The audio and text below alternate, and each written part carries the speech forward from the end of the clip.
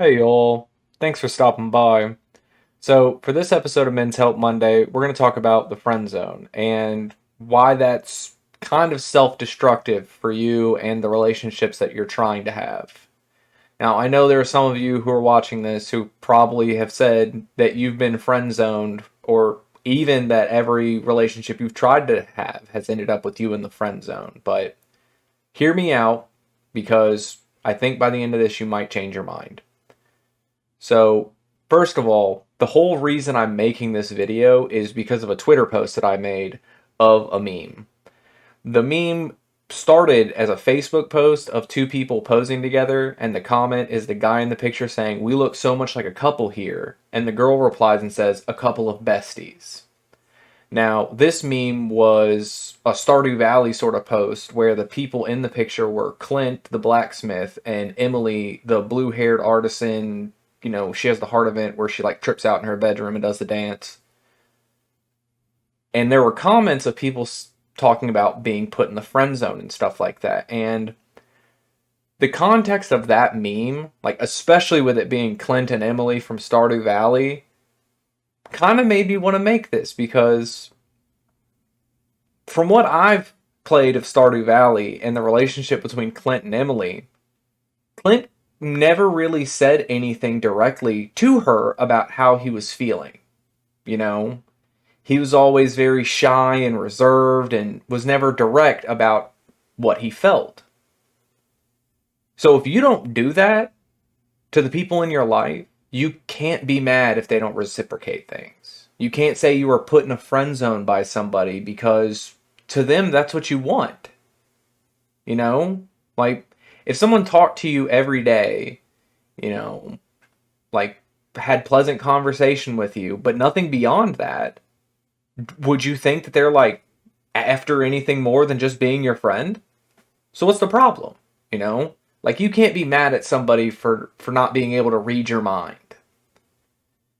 Now, by extension of that, if you tell somebody, if you're upfront with them about how you feel about them, and they tell you that they're not interested in you in that way and they would rather be friends, at that point you have a choice to make. You've got two paths, I guess. You can accept that, be their friend, or you can cut them out and move on with your life. Both of those are fine options. Like, you don't have to be friends with anybody. Nobody's forcing that on you. I've seen people say stuff like, oh, I spend all this time, like, she tells me about all her problems and this and that, and then she'll go off with the guy who's making her feel bad, and then I have to deal with her talking about her problems and this and that. And to me, I hear stuff like that, and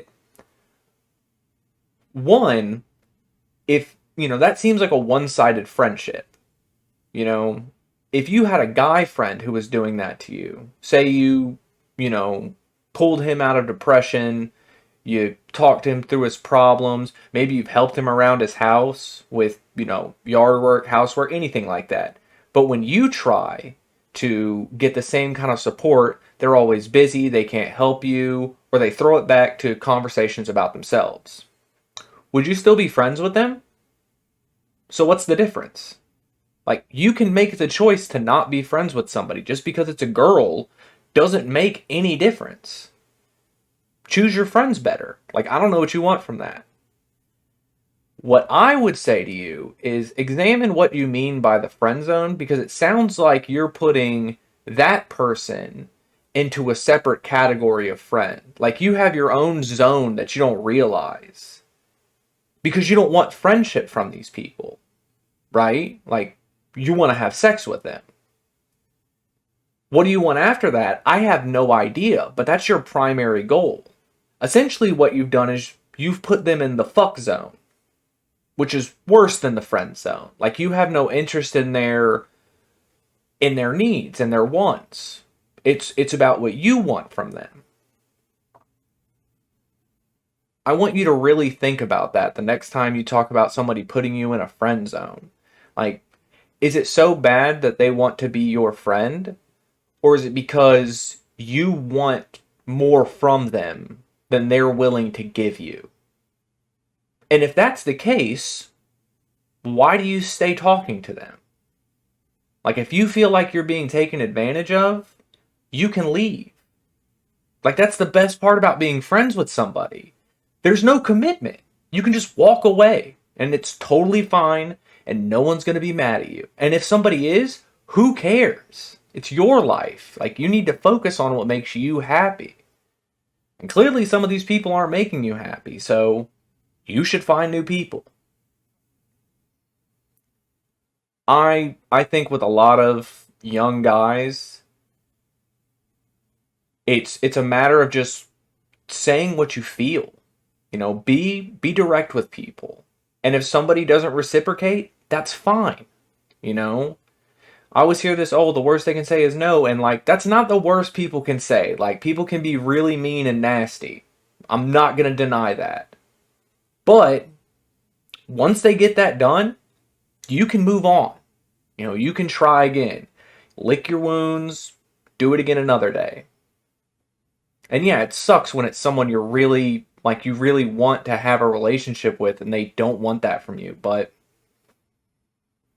you can always try again. There's always tomorrow. And I know you can do it.